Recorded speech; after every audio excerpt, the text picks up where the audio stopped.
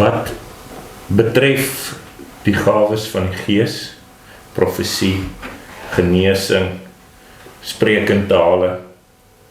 En dit is iets wat ek dink mens baie sien, baie van hoor en al ook baie vrae oor is. Ek het nou onlangs ook op sosiale media gesien waar een ander pastoor in Amerika beskuldig van bedriegery en uitbuitery. Wanneer ons bybelgetrou kyk na hierdie gawes en ons kyk om ons vandag en ons sê maar ons moet 'n bietjie ook 'n onderskeidingsvermoë hê tussen bedrog en werklike gawes. Wat is die sleutel vir ons en wat is hoe moet ons daarna kyk? Het dit opgehou? Bestaan dit nog? Of hoe kan die gewone kyker bietjie onderskeid tref om nie op loop geneem te word met moontlike bedriegery nie, maar hoe benader mense dit verantwoordelik? Ja, so die vraag is die vraag rondom wat hulle noem die streepteologie. In Engels verwys hulle daarna cessationism. En dit vra die vraag rondom, het die geestesgawes opgehou, dan moet mens versigtig wees, want daar's baie misverstande rondom dit, want selfs streepteoloë glo nie dat alle geestesgawes opgehou het nie. So dis miskien 'n belangrike onderskeid om te tref, of sal mense dalk ook vra, het wonderwerke opgehou? En selfs die streepteoloog sal sê, nee, alle geestesgawes het nie opgehou nie, alle wonderwerke het nie opgehou nie. So 'n streepteoloog is iemand wat sê, dat met die voltooiing van die skrif, met die 66 boeke van die kanon, het die bonatuurlike skouspelagtige wonderwerke gestop. Omdat God dit nie meer goed gevind het om op daardie manier te werk nie, omdat hy sy openbaring voltooi het en dit die manier is waardeur hy voortaan wil werk. So, die misverstande daar rondom is legio, maar as ons dit in ons kort formaat wil antwoord, en ons gewoonlik lees ons ook nie die tekste nie, ons verwys maar net daarna, en mense kan by die huis maar self gaan lees, maar ek dink tog dis nuttig om daarna te gaan kyk vandag, 1 of 2 kort tekste, en een is 1 Korintiërs 13, en 1 Korintiërs 13 praat natuurlik oor die liefde, bekende gedeelte oor die liefde, maar ek wil so 'n bietjie op die laaste helfte van die hoofstuk fokus, en spesifiek dan op vers 8, wat nadat die liefde beskryf is, sê die liefde vergaan nimmer meer, maar profeseë, hulle sal tot niet gaan, of tale, hulle sal ophou, of kennis, dit sal tot niet gaan. En dan vers 13 sê ook, en nou bly die geloof, hoop en liefde, hierdie 3, maar die grootste hiervan is die liefde. En die rede hoekom ek fokus op die 2 verse is, dit is die 2 verse wat vir ons sê, dat die normale geestesgawes bly. Die geloof, die hoop, die liefde, dit wat die Heilige Gees in mense werk, om tentoon te stel, dit bly. Maar vers 8 sê baie spesifiek, dat daar sekere goed is wat nie bly nie, sekere goed wat wel tot niet sal gaan, wat wel sal stop, en dit is hierdie maniere hoe mense bonatuurlike openbaring van God ontvang het.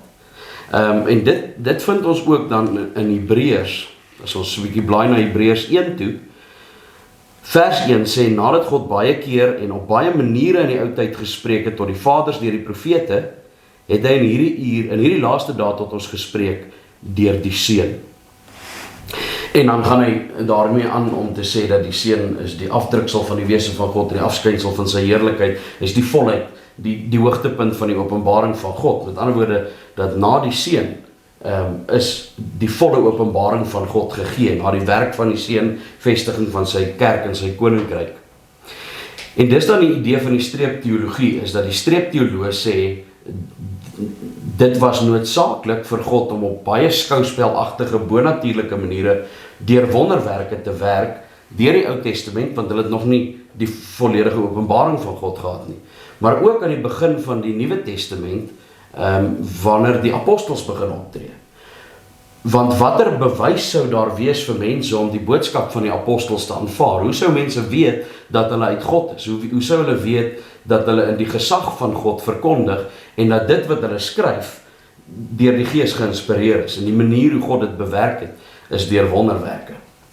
en deur hierdie skouspelagtige genesings en die spreekentale en al hierdie dinge. En dan vind ons die interessante dat teen die tyd wat die Nuwe Testament klaar geskryf is, hoe verder die Nuwe Testament vorder, hoe minder sien mens van hierdie bonatuurlike skouspelagtige wonderwerke.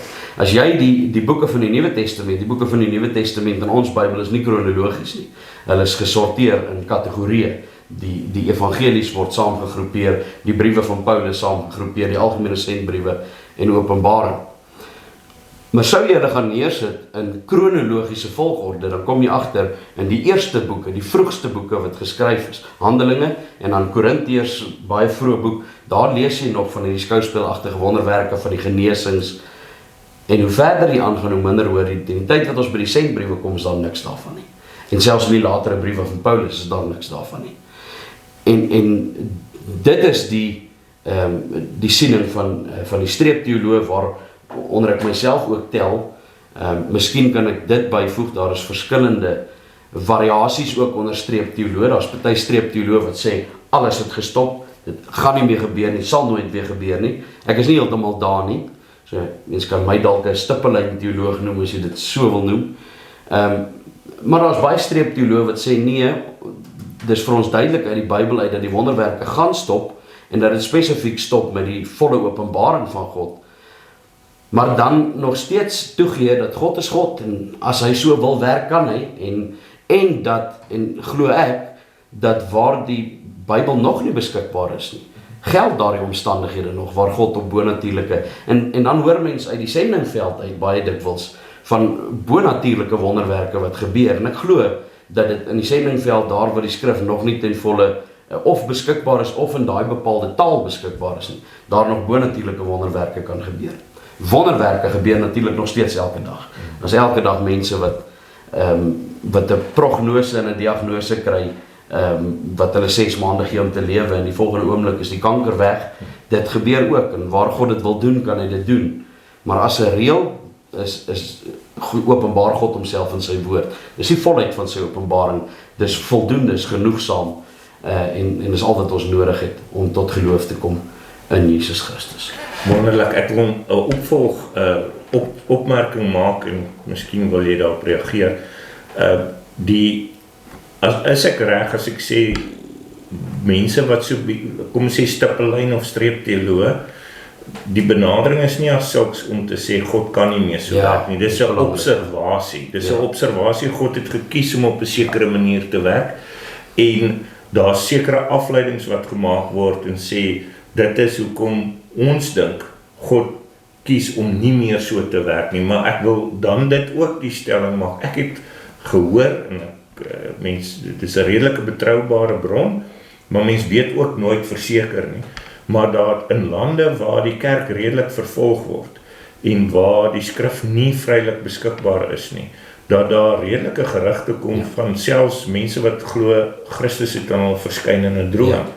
En dit is wat vir my in die slotopmerking ook om te sê, hierso is nie 'n raamwerk wat 'n mens sê en God word hier binne gebou nie. Dit het nog gehou nie. Dit is meer 'n kwessie van ons probeer meer leer van die Here en ons probeer altyd verstaan en aan die hand daarvan maak ons sekere observasies en ons sê dit vir mekaar. Ja, dis waar onderskeidingsvermoë ook inkom. Dit is laat dink mense aan Handelinge 17 waar Paulus in Berea kom en dan sê die manne van Berea was edelmoediger as die van Thessalonika, want hulle die woord met welwillendheid ontvang wat hy by hulle kom preek het, maar elke woord ondersoek in die skrif of dit so is. Mens moet enige iemand wat aanspraak maak op hierdie goed, moet mens gaan toets aan die skrif in die eerste plek. En as 'n goeie algemene reël sou ek sê, as jy leef en werk in 'n wêreld waar die skrif volop beskikbaar is in jou taal en mense dan met wonderwerke kom en allerlei genesings en al daai goed, dit sal ek baie skepties beën. Daar's baie bedrog wat mense pleeg en baie geld wat mense daarmee maak uit die sendingveld uit en uit die wêreld van die vervolgde kerk uit hoor mens baie meer van sulke goed wat baie meer geloofwaardig is. En so ek glo ook ons kan nie die Here in 'n boksie plaas nie. Ons kan nie die mag van die Here beperk nie. Hy kan doen wat hy wil op watter manier hy wil. Die streepteoloog sê, dis nie hoe hy kies om te werk nie. En volgens dit wat aan ons openbaar is dit nie hoe hy wil werk nie. Romeine 10 sê ook vir ons, die geloof is deur die verkondiging van die woord van God. Dis hoe die Here geloof werk by mense, deur predikers te stuur om te verkondig. Maar mense hoor dit baie, en ek het 'n kollega wat baie nou betrokke is by sending, wat vir my sê, maar selfs dan is dit gewoonlik nie dit wat jy op die televisie sien, in geloofsgenesings en wonderwerke nie. Wat 'n mens wel baie hoor, is dat mense uit die sendingveld het, is dat mense byvoorbeeld sal sê, dat hulle in 'n droom 'n boodskap gekry het, om na 'n sekere plek toe te gaan, en na 'n sekere persoon toe te gaan, en by daai persoon gaan jy 'n boek kry. Daai storie kom oor en oor uit die sendingveld uit. En dan, wanneer hulle na daai plek toe gaan, dan kom hulle by 'n Christensendeling aan, of by 'n Christenkerk, ondergronds dikwels, en kry hulle Bybel, en dan begin hulle die Bybel bestudeer. So, ek is heeltemal oop daarvoor, dat dit nog moontlik is. Hoe meer skouspelagtig, hoe meer skepties is ek gewoonlik, en hoe meer dit in westerse lande gebeur, waar die Bybel vrylik beskikbaar is, hoe meer skepties is ek. Maar mens moet maar onderskei. Geen net hierdie bedragie. En as daar geld betrokke is, natuurlik. Ja. Die laaste opmerking wat ek wil maak, ons het vorige keer gepraat oor Lazarus, en daar's ook eintlik 'n baie, waar die ryk man sê, stuur net vir Lazarus na my familie toe, om te sê, hy het vir Moses en die profete. As hy na Moses en die profete nie geluister het nie, sal hy ook nie luister, selfs al staan iemand uit die doodheid op nie. Wat natuurlik 'n duidelike verwysing is na wat sou gebeur met Christus. Dat Christus wat uit die doodheid opstaan, doen die grootste wonderwerk, en nog steeds het hulle hom nie geglo nie. So dis 'n geweldige belangrike teks, is goed jy noem dit, maar dis 'n teks wat vir ons ook daarop wys, dat geloof is deur die woord van God, nie deur wonderwerke nie. Ja, dankie.